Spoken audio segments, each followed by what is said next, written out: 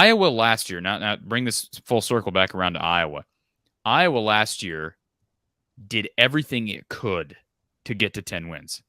And Scott Docterman of the Gazette of the Athletic, who was on my episode of Hawkeye Hangout on my channel just a few days ago, I thought he made a really good illustration, and he used the comparison of trying to squeeze the last drop of ketchup out of a bottle, like just did everything they possibly could to eke their way to 10 wins, and like that was the ceiling. So we talk about ceilings and floors all the time. That was Iowa's ceiling last year with everything, with talent, with quarterback play, coaching, everything. That was the ceiling.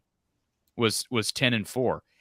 Now you could say they could have gotten 11-3 with a win of Kentucky because it was a close game. But you think about the three Big Ten losses, Mark. They were blowouts. They were absolute beatdowns. That's a fact. And they won a bunch of close games to get there. All right, to get to 10 wins. And kudos to them. Like we've talked about this, Mark, on this very show. Winning close games is a skill, right? Some coaches don't have it. Some teams don't have it. But the point is, Nebraska was literally the polar opposite. I mean, their ceiling, they went about it. The season went as bad as it could have gone. Like you could see talent-wise, they hung with almost everyone, basically everyone, even Ohio State they hung with. And yet, every game they could have lost, they lost.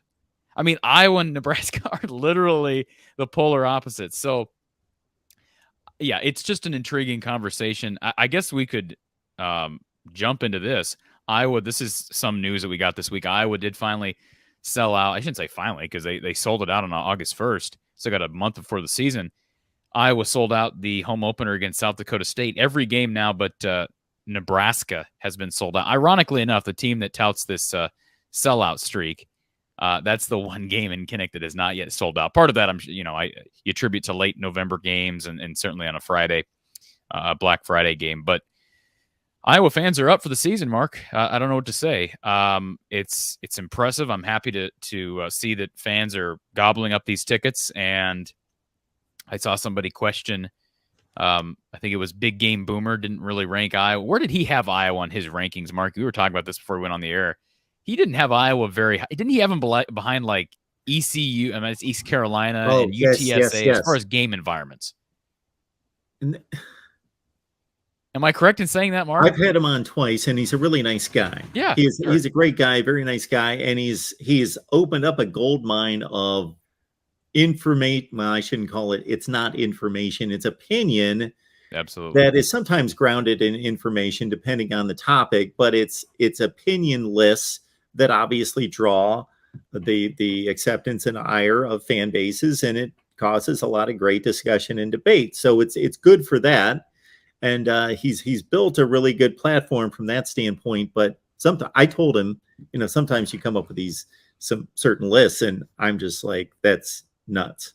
Like that's. So again, to recap, he had Iowa behind East Carolina, Tulsa, or no, excuse me, UTSA. Maybe Tulsa was ahead of them. Yeah. As far as game environments, I mean, he's not been to all these different venues. I'm not going to discredit the guy. I've never had a conversation. He's not been to all these different venues. Give me a break. No. So the good news for Iowa fans is they're going to have the 12th man. They're going to have packed houses. That is, those are the types of things, Mark, where we talk about trying to squeeze that last drop out of a ketchup bottle. They're not going to be able to do that.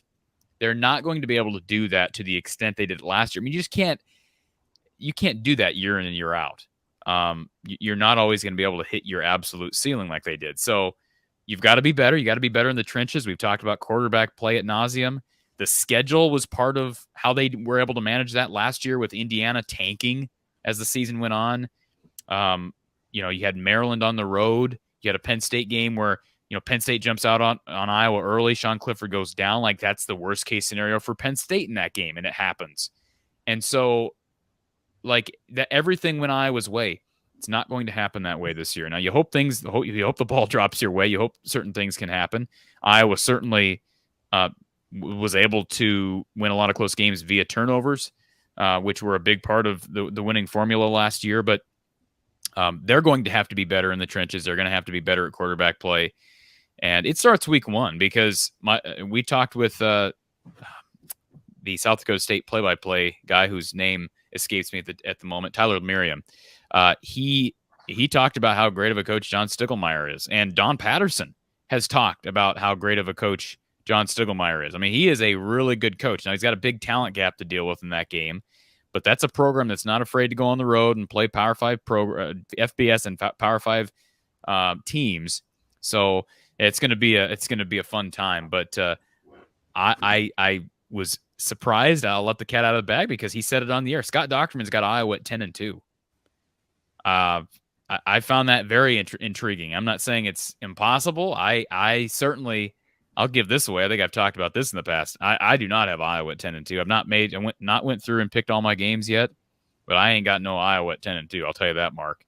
And last year I think I did. I had to go back and look, but I had Iowa at 10-2 winning the West, and they went 10-2, won the West. So I hope I'm wrong. I hope they go 12-0, Mark. How about a win in Columbus, a win at home against Michigan, a win at home against Wisconsin, a win at Purdue, a win at Minnesota, a win at home against Iowa State, and then you take care of Nebraska like they always do. So, and of course we mix in Northwestern and at Illinois. That's a gauntlet, man. And somebody, who was it that I was listening to, Mark? Who was it that I was listening to on some other show? And I don't listen. I think you're the same way. I don't take in a ton of other content from other people. I just don't. Part of it's time. I mean, you just don't have time, Mark. Yeah. But somebody on a national network made another comment about the West, and I've never really. I know we're kind of going all over the place with this discussion, but I've never really gotten like my feathers ruffled by somebody insulting the West. I think it was on ESPN, but somebody made a comment about how the West is a joke. Who was that? Somebody for ESPN, and I can't think of who it was. But somebody made a comment about how the West is a joke. And, I'm starting to get really kind of bothered by that because it is such a ridiculous narrative, because people are comparing the West to the East, which we know is, I think it's clear they're better top to bottom. I think they're also more top heavy. I think the Big Ten is more balanced. But to act like the West is some, Pac-12 South, Pac-12 North, I mean, come on.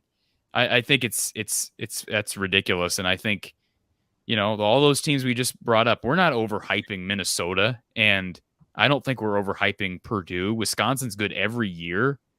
I don't know your thoughts on that. You hear the same narrative out there on a daily. So I guess we have to take the Big 12 out of the equation because there are no divisions. So we have 4 other major conferences with 8 divisions. I'm going to say that the Big Ten West, off the top of my head, and I hate to do this because I usually like to be very formulaic to look at it, it's the 4th best division in college football. So it's far from a joke. So you've got it behind the SEC East, is what you're saying? Yes. Okay. Fair enough. Probably. I think that's fair, but I think it's debatable. I mean, I don't have the numbers in front of me either. Debatable, sure. But I think that's fair. But they're I think they're clearly the 4 best divisions in college football. And if you split up the Big 12 North and South, they're still the 4 best divisions in college football. Yeah. Now, certainly Texas and Oklahoma. I mean, this year, if we're just talking this year, but I mean, Texas. What has Texas done? On a national, I mean, people want to rip the West teams for not being factors nationally. Iowa, for instance, going 10-2 and then getting spanked against Michigan. What has Texas done recently on a national scale? So, this is just a fun time of year. We've been talking so long and hard about this for so long now, and I hope. Here's what I hope. I hope that as we get closer to the season, I hope we don't get a bombshell. It seems like at times as we get closer to college football, there at times are storylines that take away from the joy of the season beginning. And I think of 2020 for Iowa football, and I'm not criticizing the players that came through with the racial stuff, but you'll recall that broke in June. And then the week before the season started, you had these players come forward with this lawsuit, which I think was calculated. I thought it was a bit classless on the part of Akram Wadley and the guys who filed this lawsuit, not because they filed the lawsuit, that's a discussion for another day, but because they did it the week before a big game against Purdue, which they ended up losing. And I'm certainly not blaming the lawsuit. I doubt that had a huge impact, but to me, it looked bad on the part of those students to announce that lawsuit when they did. There's how many players on that roster they're working their tail off, regardless if you want to accuse the coaches of racial disparities. They did that to the players as well. The players also were hurt by that fallout, and so hopefully that doesn't happen. I don't think anything like that happened last year as far as storylines taking away from football. But all this realignment talk is great. But we got football in just a few weeks, so I hope we can just enjoy it. Well, considering how excruciatingly close both of those losses were to start the season, if that lawsuit had any impact, that Correct, cost any impact that would have turned one of those games the other direction, then that cost Iowa an appearance in the Big Ten championship game. Very much true. And I'm not going to blame the players that filed that lawsuit on Iowa blowing a 17-0 lead at home against Northwestern. But you're right. And you're right about how close Iowa was a couple plays away from being 8-0. And we're talking now, they go 8-0, Mark. Are they in the playoff that year? Well, they've got to play Ohio State in the True. Big Ten championship game. True. So there would not. Yeah, I'm thinking of the condensed season. So they would have there would have been 2 undefeated teams in the Big Ten championship game.